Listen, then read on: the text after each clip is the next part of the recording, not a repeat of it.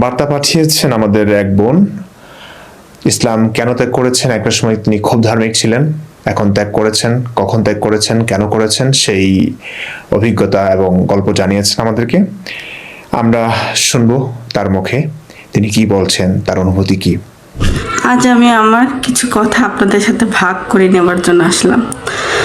ছোটবেলা থেকে আমি এমন পরিবেশে বড় হয়েছি যেখানে সকল ধর্মের মানুষ একসাথে সমানভাবে মেলামেশা করতো। তখনকার সময়ে এই এখনকার মতো এত মানে ধর্মের রেষারেষি, ঘৃণা এইসব খুব কম দেখছি আর কি। তো যা হোক, আর বিয়ে শাদী হবার পর আমরা যে বাসায় ভাড়া ছিলাম সেখানেও একটা হিন্দু পরিবারই আমাদের প্রতিবেশী ছিল। কোনোদিন তাদের এক মুহূর্তের জন্য পর মনে হয় নাই। আমার ছেলে মেয়ে ওখানেই জন্ম এবং তারাও ওই মহিলাকে মায়ের মতোই ভাবতো, এমনকি মামনি বলেও ডাকতো। তারপর আমার বাচ্চারা বড় হলো, আমরা ওখান থেকে অন্য জায়গায় শিফট করলাম। তখন স্কুলে যাওয়া আসা করতে করতে আমার ছেলে মেয়ে স্কুল থেকে শিখে আসলো যে হিন্দুরা খারাপ, মাসি হিন্দু কেন, এইসব কথা ওদের মনে আসলো। আমি একটু অবাক হলাম, কারণ আমি কখনো এরকম ধারণা পোষণ করিনি এবং আমার বাচ্চাদেরও আমি এরকম কখনো ভাবার সুযোগ দেই নাই। অথচ ওই প্রতিবেশী তারপরেও আমাদের বাসায় তখনও কিন্তু তার গাছের ফল সবজি সব কিছু আমাদের সাথে শেয়ার করতো। আমি আসলে এটা বলতে চাই যে ধর্ম কেন মানুষের মনে অশান্তির বীজ বনে? মানুষ তো মানুষই, ধর্মের জন্য কেন মানুষ আলাদা হবে? হিন্দু, মুসলমান, বৌদ্ধ, খ্রিস্টান সবাই আলাদা আলাদা, এটা আমার আগে থেকেই মনে হয় যে এটা ঠিক না। কোনো কারণ ছাড়াই এসব ভাবনা কিন্তু অশান্তি ছড়ায়। বাচ্চাদের নির্মল পবিত্র মনে এটা একরকম ঘৃণার শস্য ফলায় বলা যেতে পারে। এসব না হয় ভালো। সবাই সবার কাছে সমান দৃষ্টিতে সবার মর্যাদা থাকুক। সমাজের প্রতিটি শিশুর শৈশব নিরাপদ থাকুক। ধর্মের আগাছা পরিষ্কার করে তাদের মনে নির্মল শান্তির সুবাতাস সে ভরে উঠুক। আমাদের নতুন প্রজন্মকে আরো অনেক কিছু শিখতে হবে, জানতে হবে। মানুষ নাকি আশরাফুল মাখলুকাত, আমাদের ধর্মে এটা বলা হয়। কিন্তু এই দৃষ্টিকোণ থেকে আমরা কি পাই? সবচেয়ে শ্রেষ্ঠ জীব যদি মানুষ হয়, তাহলে এত কেন বিশৃঙ্খলা তারা তৈরি করে? আসলে কতখানি এই ভাবনাটা বিপজ্জনক তা একটু ভাবলেই কিন্তু বোঝা যায়। কোনো হাদিসে তো আছে যে পৃথিবী আর নারী এই দুটাই নাকি মুমিনদের জন্য উপভোগের বস্তু। কিন্তু পৃথিবী তো আমাদের সবার বাসস্থান, এটা তো কোনো বস্তু না। এখানে মানুষ, পশু, পাখি, উদ্ভিদ সবাই সমানভাবে বাসিন্দা। সবার অধিকার আছে বেঁচে থাকার এখানে। ক্ষুধা মেটাতে খাদ্য গ্রহণ, বিপদ এড়াতে আঘাত প্রতিহত করা, এসব তো জীবনের মৌলিক শর্ত। কিন্তু গাছের কথাই বলি, একটা গাছ প্রজাতি ভেদে 20-30 বছর, কেউ 100 বর্ষ, কেউ বা 1000 বছর পর্যন্ত বাঁচতে পারে। এখানে একটা গাছ আছে না, সাহাবি গাছ, সেই গাছটা তো 1400 বছর অনেক আগেই পার হয়ে গেছে। আসলে কি গাছটা কি অলৌকিক? না, গাছটা অলৌকিক না। আসলে গাছটাকে সেভ করা হয়েছে, কাটা হয় নাই। একটা নবীর সাথে একটা স্মৃতি জড়ায় আছে, এই জন্য হয়তো গাছটা সুরক্ষা পাইছে আর কি মানুষের কাছ থেকে। ধর্মীয় কারণেই হয়তো এই সুরক্ষাটা পাইছে।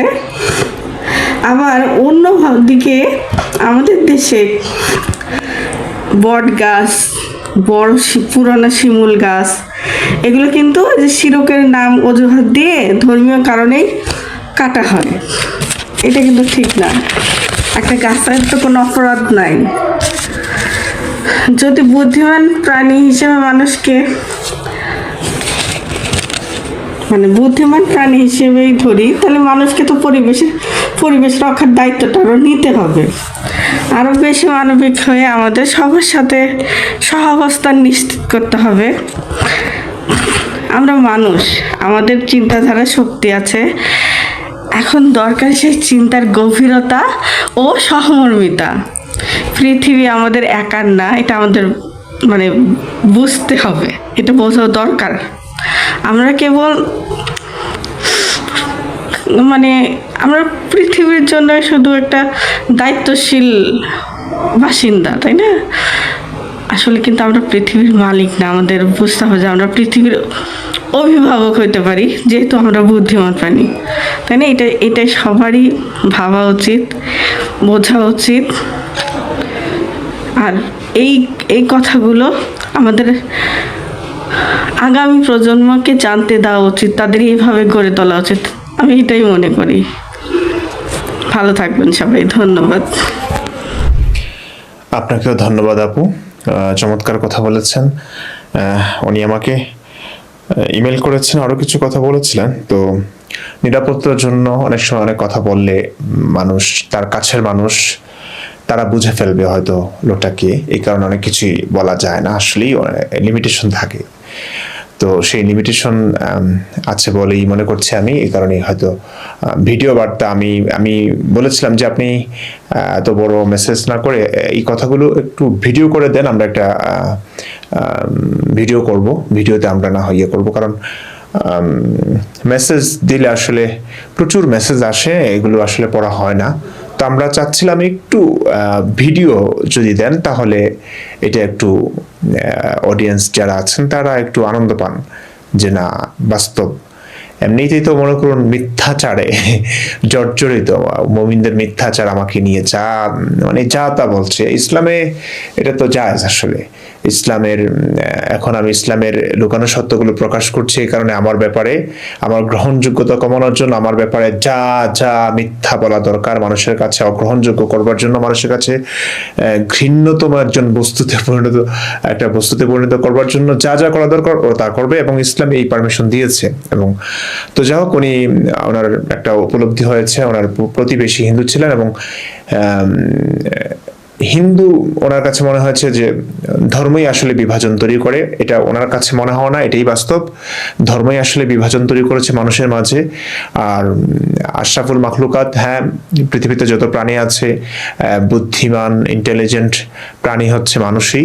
সেই হিসেবে আসলে আশরাফুল মাখলুকাত বলা চলে। যদি আসলে ইসলাম না থাকতো, আমার কাছে মনে হয়, ধর্ম না থাকতো, কোনো ধর্মই না থাকতো, তাহলে মনে হয় মনুষ্যত্ব থাকতো পৃথিবীতে। যতগুলো ধর্ম আছে, ইসলাম হয়তো বর্বরতায় সবচেয়ে এগিয়ে। অন্যান্য অনেক ধর্মের পুরনো ইতিহাস কিন্তু ভালো না। তো সেদিকে আমরা যাচ্ছি না, কারণ সেই ধর্মগুলো এখন অনেকটা সভ্য হয়ে উঠেছে। সেই ধর্মগুলোর জন্য এখন মারামারি কাটাকাটি চলছে না, তাই আমাদের আলোচনার বাইরে সেগুলো। ইসলাম এখন আমাদের আলোচনার কেন্দ্রবিন্দু, কারণ হচ্ছে ইসলামের জন্য এখন মানুষ মরছে। ইসলামের বয়স বেশি না, মাত্র 1500 বছর সর্বোচ্চ। তো এটা সর্বশেষ, তো এটার এখনো ছোঁয়া আছে, এটার বর্বরতা এখনো আমরা দেখতে পাচ্ছি। এটাও থাকবে না 100-200 বছর পর, কিংবা আরো কয়েক হাজার বছর পর এই ধর্মের অস্তিত্ব থাকবে না। এটাই সত্য, এটাই বাস্তব। এবং আপনি দেখুন, আমার ছোটবেলাও দেখেছি আমি, মোবাইল খুব একটা না, কারো কাছে খুব 1 গ্রাম 2 গ্রাম পর একজনের কাছে এক একটা মোবাইল, তাও অ্যান্ড্রয়েড সেট না। তো এই প্রযুক্তির উন্নয়ন কবে থেকে? বেশি দিন তো হয় নাই, এর মধ্যে ইসলাম বিস্তার লাভ করেছে, কারণ হুজুরদের হাতে একটা সময় হুজুররা ছবি তোলা টোলা হারাম টারাম বলে এখন আবার সেই হুজুরাই ছবি টবি তুলছে, সেই মিডিয়াই এখন ব্যবহার করছে ইসলাম প্রচারের জন্য। সেই কারণে এই হুজুরদের গোজামিল ইসলাম অসভ্য ইসলামকে সভ্য করে উপস্থাপনের যে একটা হিড়িক নিজেদের স্বার্থে, এই কারণে দেখা যাচ্ছে বাহ্যিকভাবে অনেক শিক্ষিত মানুষও আপাত দৃষ্টিতে ওরা ইসলামের শিকার হচ্ছে। হ্যাঁ, ইসলামটাকে সভ্য জেনে ভালো জেনে ইসলামটাকে গ্রহণ করে নিচ্ছে, ইসলামটাকে পালন করছে। এবং এই ইন্টারনেটের যুগটাই আসলে ইসলামটাকে ধ্বংসও করবে, কারণ এই যে আমাদের মতো কিছু মানুষ এখন ইসলামের লুকানো সত্যগুলো প্রকাশ করবে। ভারতে গণজাগরণ তৈরি হয়েছে, সেলিম ওস্তাদের কথা আমি দেখলাম, তার উপর আক্রমণ হয়েছে, বেঁচে আছেন। উনি হয়তো এখন ভীত হবেন না, উনি আরো সাহসী হয়ে কাজ করবেন।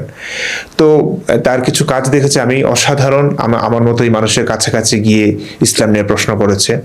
তো এইভাবে আসলে হওয়া উচিত। এবং সামনে দেখবেন ধামাকা তো আসবেই, অনেক অনেক মানুষ আসবে, আলেমরা আসবে, কথা বলবে।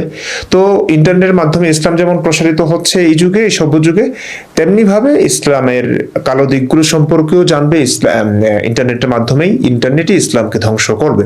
তো ইসলামও বেশি দিন টিকবে না, শুধুমাত্র কিছুদিন আছে আর কি। আমরা ভোগ করছি হয়তো ইসলামের বর্বরতার শিকার আমরা হচ্ছে, আমাদের এখন কিছু মানুষ মারা যাচ্ছে, তো এটাও থাকবে না। তো যাই হোক, উনি কথা বলেছেন, ওনার কথাগুলো শুনেছেন, আমি এখানে বেশি কিছু অ্যাড করব না। ভিডিও এখানেই শেষ। যারা এখনো দেননি ভিডিও, যারা এক্স মুসলিম আছেন, ইসলাম ত্যাগ করেছেন, ইসলামকে কেন অপছন্দ করেন, ইসলাম কেন ত্যাগ করেছেন, ইসলামের অমানবিক যে কিছু দিক নিয়ে আপনিও কথা বলতে পারেন। এখানে একটা কথা বলার সুযোগ আছে, কারণ আমি জানি আমি যে কথাগুলো বলছি এগুলো একা আমার কথা নয়, এগুলো লক্ষ লক্ষ মানুষের কথা, যে ইসলাম তাদেরকে বন্দি করে রেখেছে।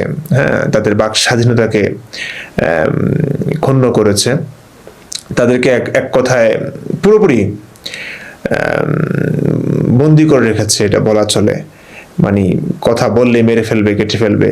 তো ভয়ে মানুষ বলে না, ইসলাম ত্যাগ করলেও তারা কখনো বলে না, তার কাছের মানুষটার কাছেও তিনি বলেন না, কারণ ওই যে তার মানে এমন একটা ধর্ম, মানে কি বলবো, এটার জন্য মানে কাছের মানুষটা পর্যন্ত মেরে ফেলতে দ্বিধা করবে না, এমন একটা অবস্থা।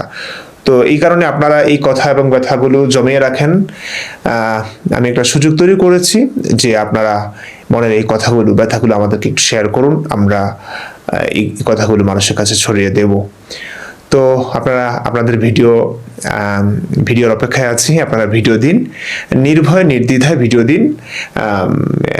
কারো আপত্তি থাকলে আপনারা বলে দিবেন, আপনাদের ফেস ব্লার করা হবে এবং কণ্ঠ চেঞ্জ করা হবে, এই সমস্ত দায়িত্ব আমাদের। নির্দ্বিধায় আপনি ভিডিও দিতে পারেন। ঠিক আছে, ভালো থাকুন, সুস্থ থাকুন। ভিডিওটি দেখার জন্য ধন্যবাদ।